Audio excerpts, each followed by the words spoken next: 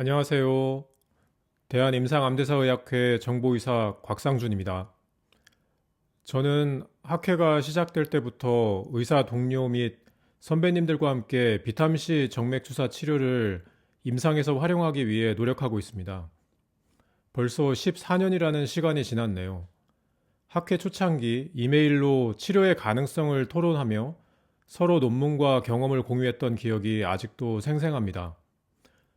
그런 노력 덕분에 오늘날 많은 환자분들이 비타민C 치료에 혜택을 받고 있다는 사실이 뿌듯하고 감회가 새롭습니다. 오늘 암톡톡 라이브 클래스에서는 비타민C 정맥주사 치료가 자리 잡기까지 연구자와 임상의들이 열정과 도전을 되짚어 보겠습니다. 그들이 남긴 의학적 유산을 통해 현재 우리가 활용하는 비타민C 치료법이 어떻게 발전했는지 함께 살펴보겠습니다.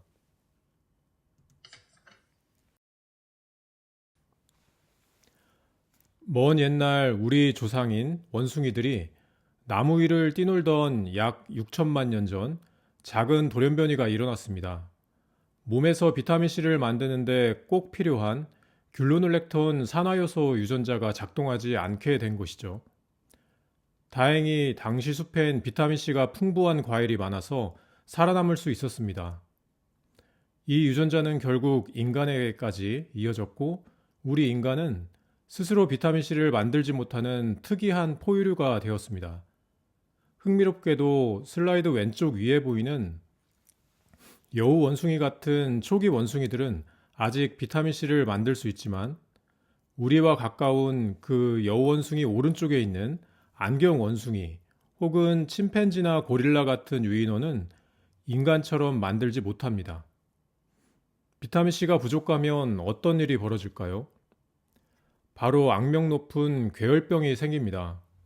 잇몸에서 피가 나고 상처가 아물지 않아 결국 사망할 수도 있는 무서운 병이죠. 과거 신선한 과일과 채소가 부족한 긴 항해를 떠난 선원들에게 흔히 나타났던 병입니다.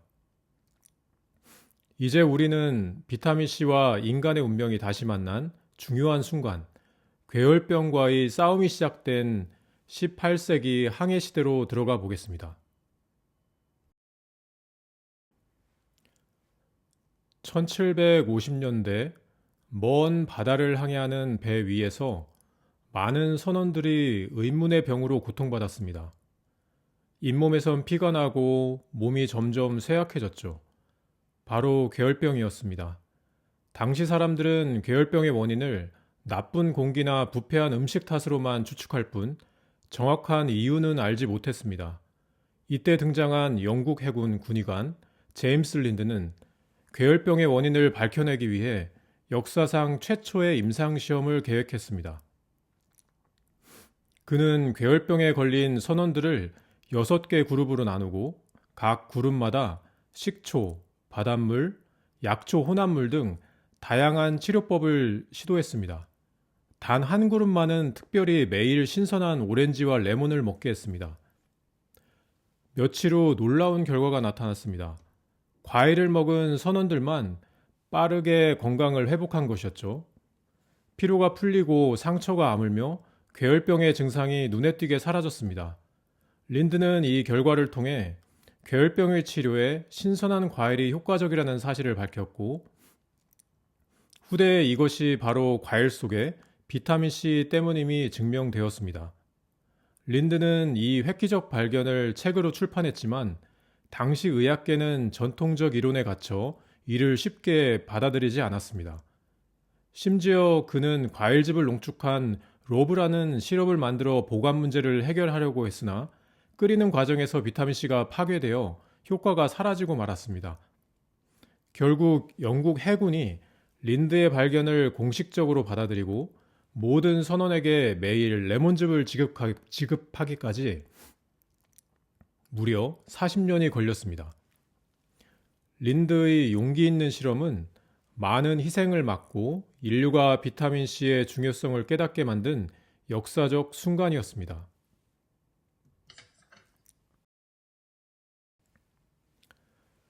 린드의 발견 이후 약 150년이 흐른 1920년대 말까지도 사람들은 괴열병을 예방하는 정확한 성분이 무엇인지 몰랐습니다. 헝가리 출신의 생화학자 알베르트 센제르지는 이 미스테리 물질의 정체를 밝히기 위해 연구에 매달렸습니다. 어느 날 센트제르지는 소의 부신 조직에서 강력한 환원력을 가진 물질을 발견하고 이를 헥스론산이라고 이름 붙였습니다. 그러나 부신 조직은 구하기 어려워 연구가 쉽지 않았죠. 그때 마침 센트제르지는 아내가 요리에 쓰려던 헝가리의 국민 채소 파프리카를 실험실에 가져가 헥스론산을 추출해 보기로 했습니다. 놀랍게도 파프리카에는 엄청난 양의 헥스론산이 들어 있었습니다. 충분한 양을 얻은 그는 이 물질이 괴열병을 예방하는 성분인지 시험했습니다. 기니피그에 일부러 괴열병을 유발한 후 헥스론산을 투여했더니 기니피그들은 신속히 건강을 회복했습니다. 마침내 헥스론산이 바로 괴열병을 예방하는 비타민임을 밝혀낸 것이죠. 이후 이 물질은 아스코르브산, 영어로 에스코빅 애시드, 즉 우리가 아는 비타민 C라는 이름으로 불리게 되었습니다. 이 공로로 센제르지는 1937년 노벨 생리의학상을 수상했고 인류 역사상 처음으로 비타민 C의 정체를 밝힌 생화학자로 기억되게 됩니다.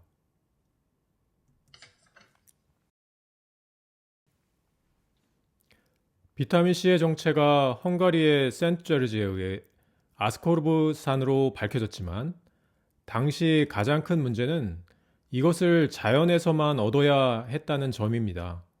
레몬이나 파프리카 같은 천연식품에서 극히 소량만 추출할 수 있어서 대량으로 공급하거나 의학적 연구에 활용하기에는 현실적인 어려움이 있었죠. 그래서 1930년대에는 전 세계 화학자들이 비타민C를 실험실에서 인공적으로 합성할 수 없을까 하는 도전에 뛰어들었습니다. 이때 영국에서 큰 역할을 한 인물이 바로 월터 노먼 하워스 경입니다. 하워스는 당류, 즉 포도당 같은 탄수화물의 분자 구조를 밝히는데 권위가 있는 유기화학자였습니다. 특히 화학 시간에 자주 등장하는 분자 구조 그림인 하워스 투영식을 고안한 장본인이기도 합니다. 당시 센트제르지가 레몬즙과 파프리카에서 추출한 비타민C의 화학적 구조를 밝히는데도 하워스가 결정적인 역할을 했죠. 하워스 연구팀은 아스코르브산의 정확한 구조를 분석한 뒤에 이를 바탕으로 비타민C를 인공적으로 만들어낼 방법을 고민하기 시작했습니다.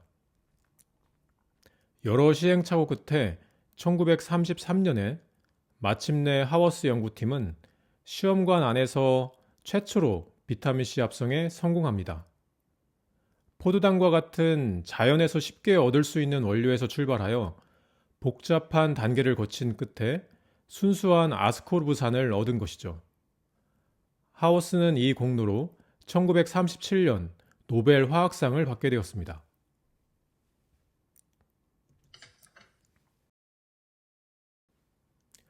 한편 거의 같은 시기인 1930년대 초반 스위스 추리히에서도 비타민C 합성 경쟁이 치열하게 벌어지고 있었습니다.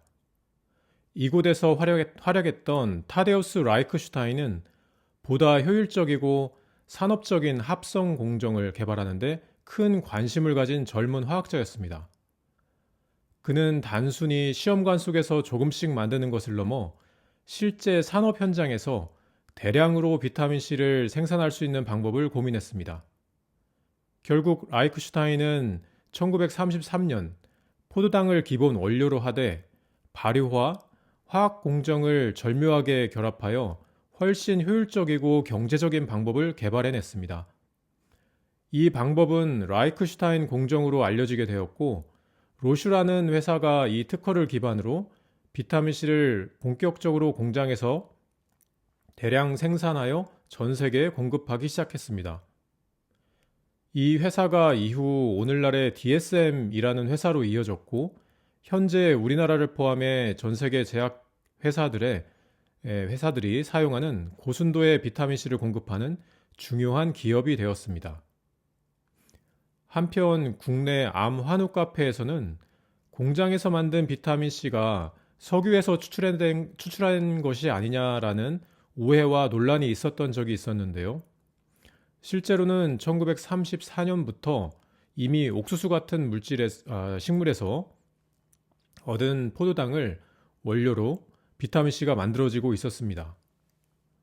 라이크슈타인은 이후에도 뛰어난 과학자로 활약하여 부신 호르몬 연구로 1950년 노벨상을 받았고 평생 건강한 삶을 살면서 98세의 나이로 장수했다고 합니다.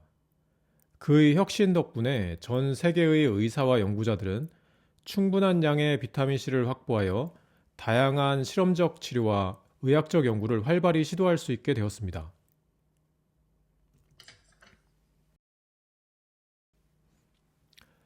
비타민C가 대량 생산되면서 사람들은 더 이상 이 영양소를 희귀하거나 귀한 것으로 생각하지 않게 되었습니다.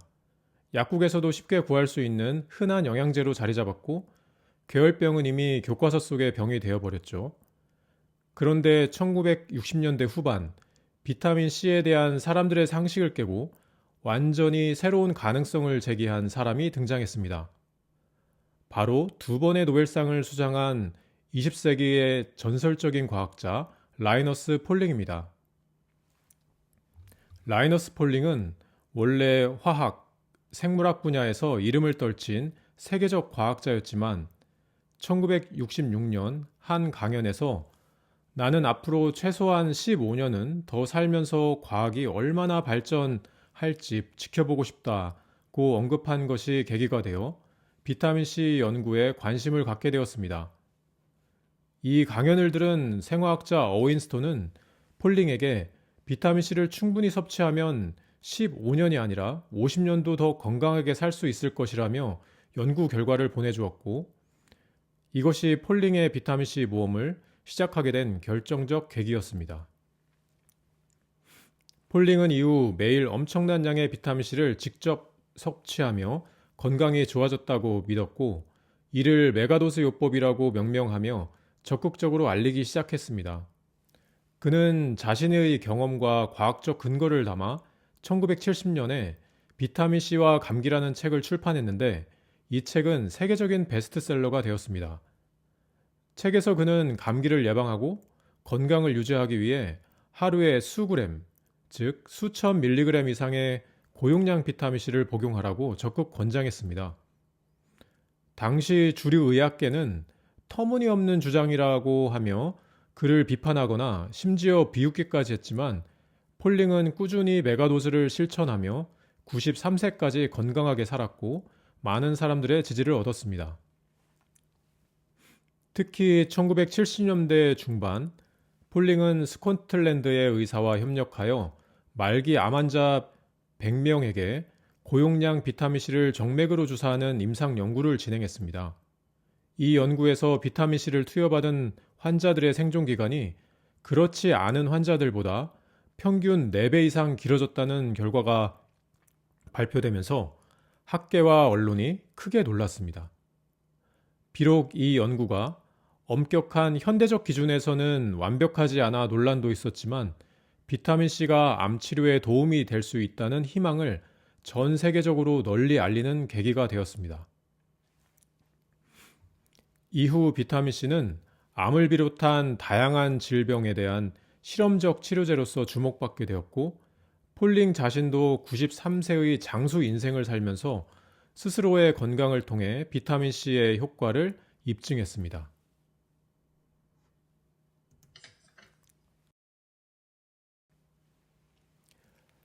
에완 캐머론은 스코틀랜드의 작은 병원에서 일하던 외과의사로 말기암 환자들을 돌보다가 비타민C에 주목한 인물입니다. 그는 환자들이 극심한 비타민C 결핍 상태로 괴혈병과 유사한 증상을 보이는 것을 발견하고, 혹시 비타민C가 암에 저항하는 힘을 높여주지 않을까라는 가설을 세웠습니다.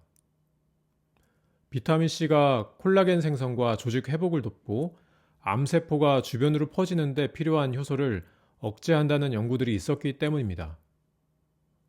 1971년 캐머론은 전통적인 치료가 더 이상 듣지 않는 환자들에게 매일 비타민C 10g을 정맥 주사했고 그 후 집에서도 경구로 같은 양을 계속 먹도록 했습니다. 이 시도는 놀랍게도 효과를 보이기 시작했습니다.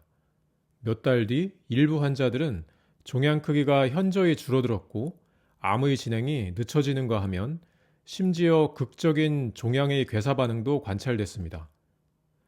삶의 질이 개선되고 통증과 피로도 줄었으며 1년 이상 생존한 환자도 약 10%나 되었습니다.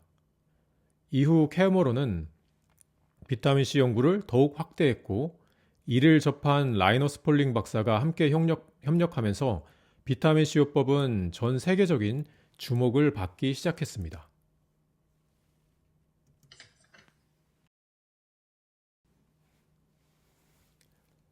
비타민C 고용량 요법의 이론적 토대를 마련한 숨은 인물 어윈스톤은 비타민C가 단지 비타민이 아니라 인간의 생존에 필수적인 치유인자라고 주장한 생화학자였습니다. 그는 대부분의 동물들이 자체적으로 비타민C를 합성할 수 있지만 인간은 진화 과정에서 이 능력을 잃어버린 것이 결정적인 문제라고 봤습니다. 즉, 인간은 비타민C를 만들지 못하는 생화학적 유전자 질환을 가진 셈이라는 것입니다.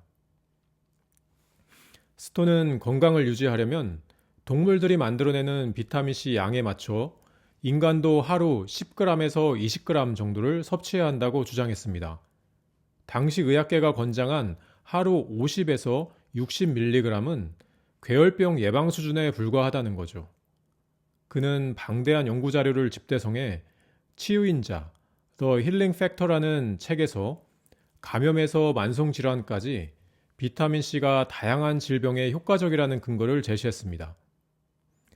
스톤의 혁신적인 주장은 당시 과학계에서는 받아들여지지 않았지만 그의 편지를 받은 라이너스 폴링은 깊은 감명을 받고 비타민C 연구의 길을 걷게 됩니다.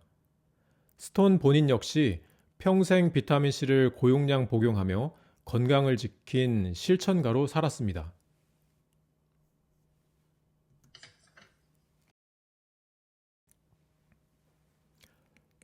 비타민C를 과량 복용하면 보통 설사가 납니다.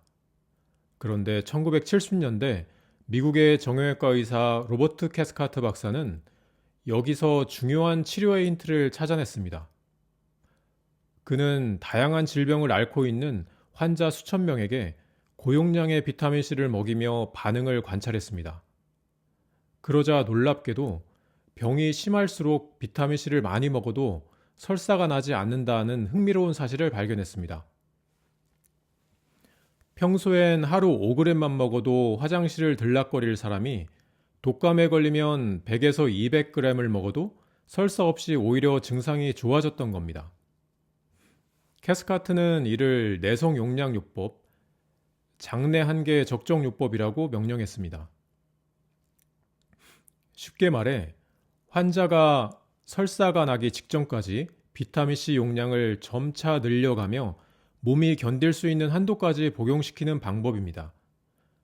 그는 이를 통해 몸이 스트레스나 독소에 시달릴 때 일시적으로 극심한 비타민C 결핍 상태, 급성 유발 괴혈병 상태를 발생시키며 이를 해결하려면 평소보다 훨씬 많은 양이 필요하다는 가설을 세웠습니다. 캐스카트는 본인도 직접 1969년 이후 총 2톤이 넘는 비타민C를 복용하면서 안전성을 몸소 입증했고 2만 명 이상의 환자에게 이 방법을 사용하며 심각한 부작용 없이 우수한 치료 효과를 경험했다고 합니다.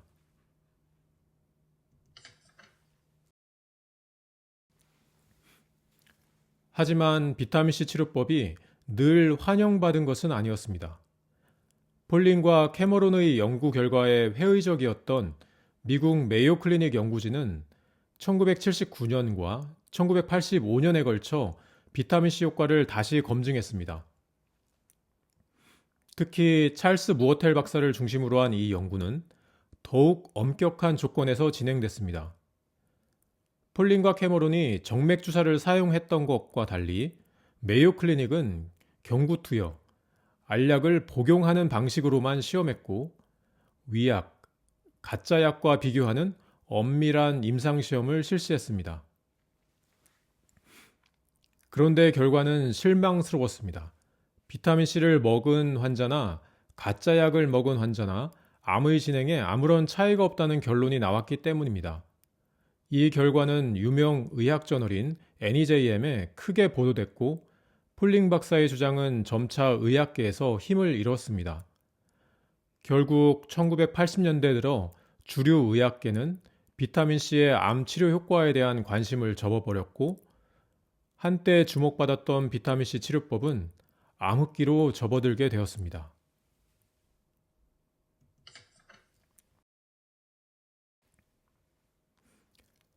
폴린과 캐머론의 연구 이후 메이오 클리닉에서 부정적 결과가 발표되면서 1980년에서 90년대에는 주류 의학계에서 비타민C 치료에 대한 관심이 거의 사라졌습니다. 이 암흑기에도 묵묵히 가능성을 믿고 연구를 이어간 사람이 있었는데 바로 미국 캔자스의 정신과 전문의 휴 리오단 박사였습니다. 리오단 박사는 본래 정신과 의사였으나 환자들을 치료하며 영양 상태가 정신뿐 아니라 신체 건강에도 큰 영향을 준다는 사실을 발견하고 점점 통합의학과 영양요법에 관심을 가지게 되었습니다. 그는 단순히 이론적 관심에 그치지 않고 환자 치료에 직접 비타민과 미네랄 같은 영양소를 적극 활용하기 시작했습니다.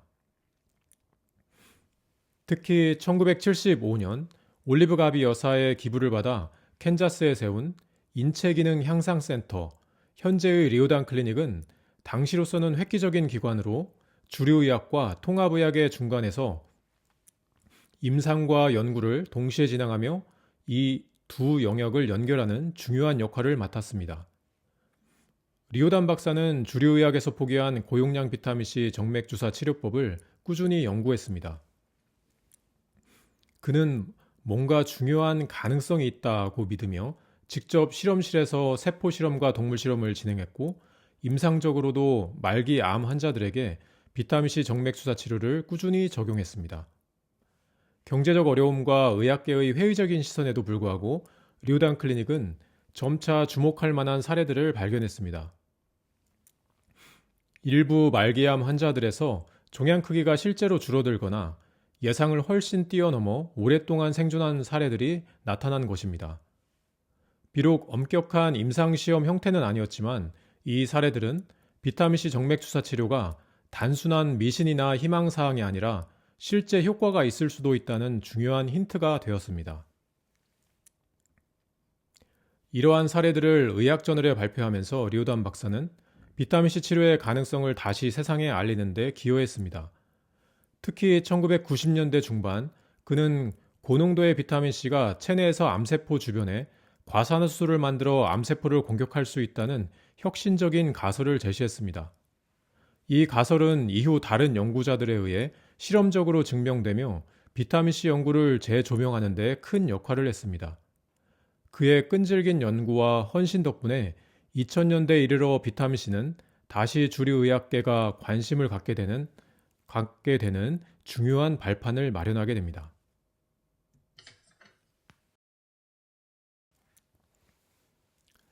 2000년대 초 비타민C는 다시 본격적으로 과학의 중심 무대로 돌아왔습니다.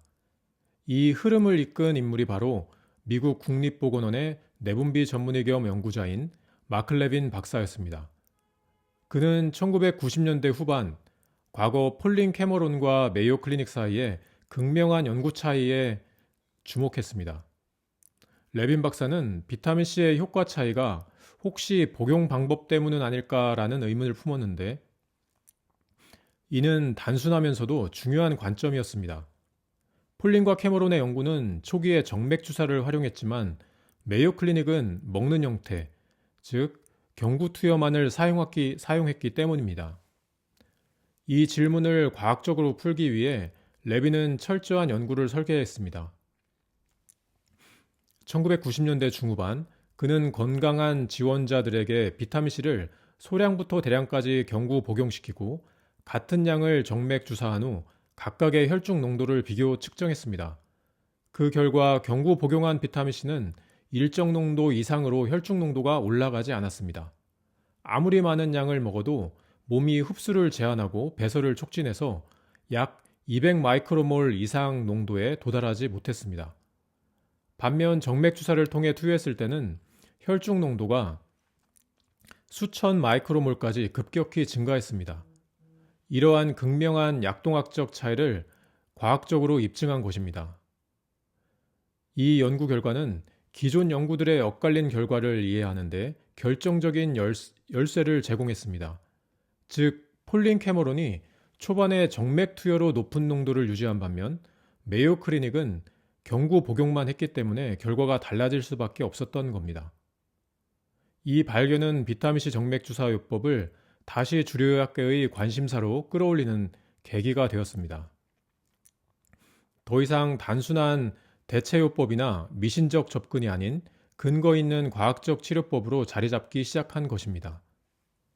마크 레빈 박사의 연구 덕분에 비타민C 치료법은 폴린 캐머론 이후 약 20년 넘게 지속되던 논란을 뒤로하고 다시 신뢰를 얻기 시작했습니다. 이후 비타민C 정맥요법은 다시 권위 있는 저널들에 게재되고 국가적인 연구 지원을 받을 만큼 확고한 과학적 기반을 가지게 되었습니다.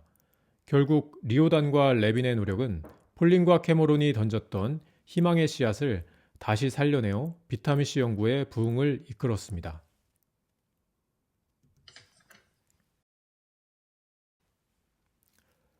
진 드리스코 박사는 캔자스 대학에서 통합의학을 전공하며 비타민C 정맥 주사의 임상적 효과를 입증한 대표적 의사입니다. 개인적 건강 문제를 통해 영양요법에 관심을 갖게 된 드리스코 박사는 같은 지역의 리오단 박사와 협력하며 비타민C 정맥 주사의 가능성을 직접 경험했습니다. 특히 섬유 근육통 환자의 통증 완화와 암 환자의 피로 개선 효과를 관찰하며 이 치료법을 정식 임상시험으로 증명하고자 했습니다. 드리스코 박사는 고용량 비타민C를 대학병원과 암센터의 공식 임상시험에 도입하는 어려운 과정을 열정적으로 이끌었습니다. 가장 주목받은 연구는 난소암 환자들을 대상으로 진행된 임상시험입니다. 환자들을 두 그룹으로 나눠 한쪽은 표준 항암 치료만, 다른 한쪽은 표준 치료와 함께 비타민C 정맥 주사를 병행했습니다. 결과는 의미 있었습니다. 비타민C를 병행한 환자들은 치료의 부작용이 감소하였고 삶의 질이 개선되었으며 암 재발이 지연되는 경향도 관찰되었습니다. 이 연구는 비타민C 정맥 주사요법이 항암 치료와 병행될 때 환자에게 실질적 이득을 줄 수 있다는 사실을 임상적으로 증명한 대표적인 사례가 되었습니다. 그녀의 연구 덕분에 비타민C 주사를 보조요법으로 인식하는 의료진들이 늘어났으며 현재 대한임상암대사의학회에서도 그녀의 연구를 비타민C 정맥 주사 요법 프로토콜의 주요 참고 자료로 활용하고 있습니다.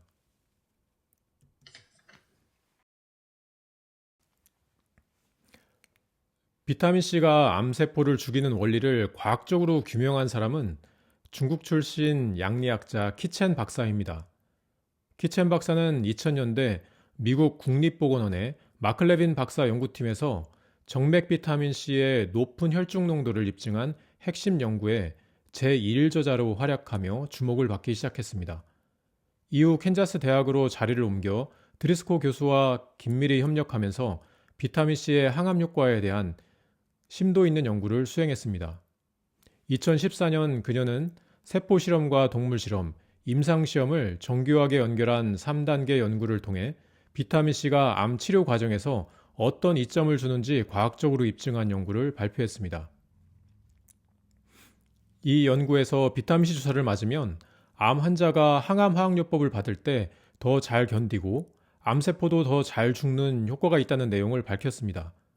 비타민C가 정맥을 통해 고농도로 투여될 때 몸 안에서 강력한 산화물질인 과산화수소를 생성하여 화학요법의 효과를 높이고 또한 암 환자들이 항암 치료를 더 잘 견디도록 돕는다는 것을 입증했습니다. 과산화수소는 정상세포에도 영향을 주지만 정상세포는 이것을 분해하는 요소가 풍부해 피해를 거의 입지 않습니다. 반면 암세포는 산화 스트레스에 취약하고 정상세포만큼 충분한 방어 효소를 갖추고 있지 않아 과산화수소에 의해 훨씬 더 큰 손상을 받는다는 사실을 밝혀냈습니다. 마치 비타민C가 트로이 목마처럼 암세포 옆에서 과산화수소 군대를 풀어주는 것과 같습니다. 이렇게 비타민C는 선택적으로 암세포만 골라 죽이는 기전이 있다는 것이 밝혀지게 되었습니다. 이 연구가 발표된 이후 의료계에서는 비타민C를 단순히 영양제로만 보는 시각에서 벗어나 항암 치료의 실제적 보조제로 고려할 근거를 얻었습니다. 이처럼 키첸 박사의 연구는 현대의 과학적 방법론으로 비타민C의 가능성을 지속해서 확장시키고 있으며 미래의 임상 응용을 위한 더욱 확고한 근거를 제공하는 데 큰 기여를 하고 있습니다.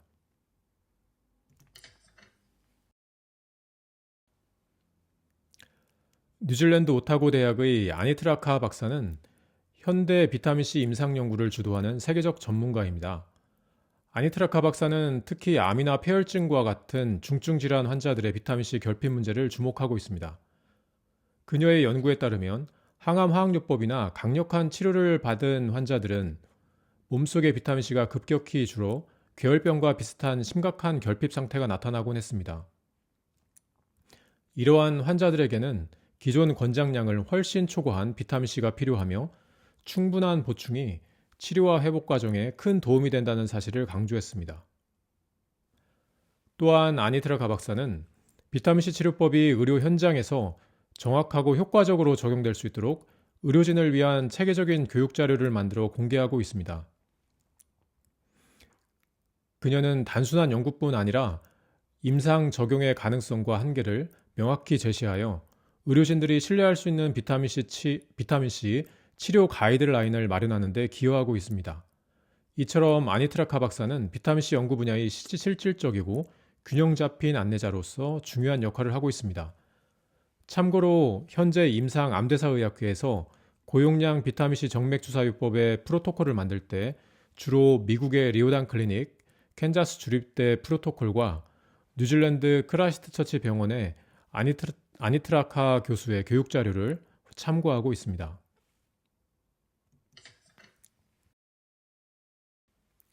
비타민C 정맥주사 치료가 우리나라에 정착하기까지는 많은 개척자들의 숨은 노력이 있었습니다.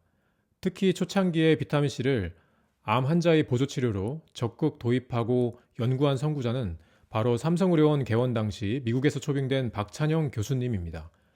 1994년부터 2001년까지 국내에서 활동하며 당시 대용량 비타민C 주사제가 구하기 어려워 500mg짜리 작은 앰플 수십 개를 하나하나 개봉해 주사하는 번거로운 방식으로 환자를 치료했습니다.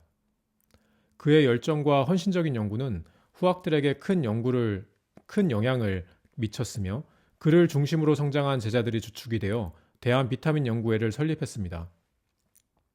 이 연구회는 현재 대한임상암대사의학회와 함께 국내 비타민C 정맥주사 치료 보급과 교육에 핵심 역할을 하고 있습니다. 현재 제가 활동 중인 대한임상암대사의학회는 처음부터 지금처럼 규모 있고 체계적인 학회는 아니었습니다. 초창기에는 소수의 의사들이 모인 닥터아 클리닉 네트워크 및 IBC 연구회라는 작은 온라인 모임으로 시작하였으며 이 모든 변화와 발전의 중심에는 하병근 교수님의 큰 공헌이 자리 잡고 있습니다. 하 교수님은 국내 비타민C 정맥주사 치료를 연구하고 활성화시키기 위해 개인적으로 웹사이트를 이용하여 관련 논문과 연구 결과들을 한 곳에 모아 의사들이 쉽게 정보를 얻고 의견을 나눌 수 있는 소통의 장을 마련했습니다. 단지 정보를 제공하는 데 머물지 않고 이메일과 온라인 게시판을 통해 의사들과 직접적인 토론과 비판적인 논의를 적극적으로 이끌어냈습니다. 특히 그는 비타민C 치료법에 대한 과학적 이해를 높이기 위해 논문을 함께 분석하고 토론하는 실습을 주도하며 국내에서 비타민C 정맥주사요법에 과학적이고 체계적인 기반을 마련했습니다. 또한 그가 저술한 비타민C 시리즈 책들 비타민C 항암의 비밀, 비타민C 항노화의 비밀, 비타민C 면역의 비밀은 초기 국내 의사들이 비타민C 치료의 원리와 프로토콜을 정립하는데 필수적인 참고서 역할을 했습니다. 그의 노력이 있었기에 작은 모임은 14년이 넘는 협력을 거쳐 오늘날 체계적인 대한임상암대사의학회로 발전할 수 있었습니다. 그의 유산은 지금도 학회를 통해 계승되고 있습니다.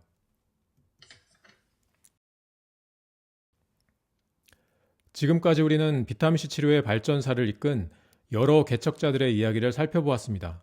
18세기 린드의 최초의 실험에서부터 21세기 암치료 연구에 이르기까지 비타민C는 의학 발전의 중요한 순간마다 함께 해왔습니다.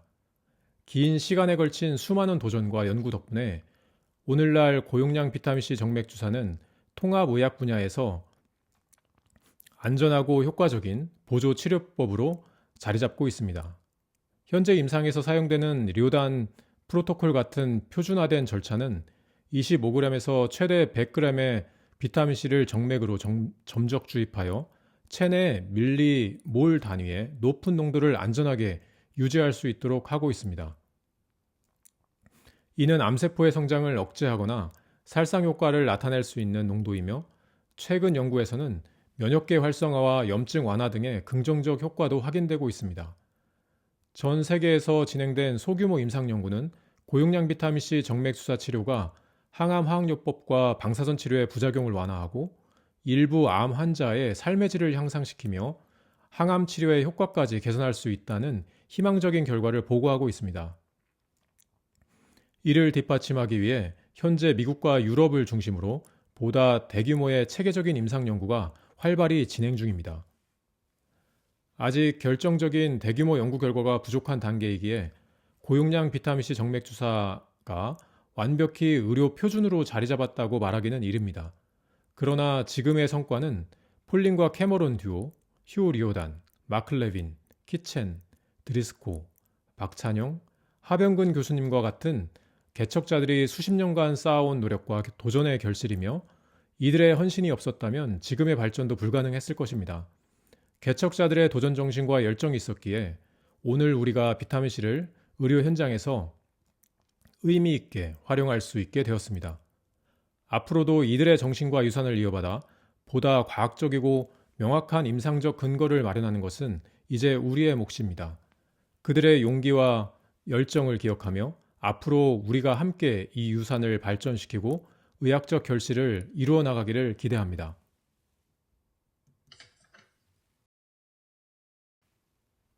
경청해 주셔서 감사합니다.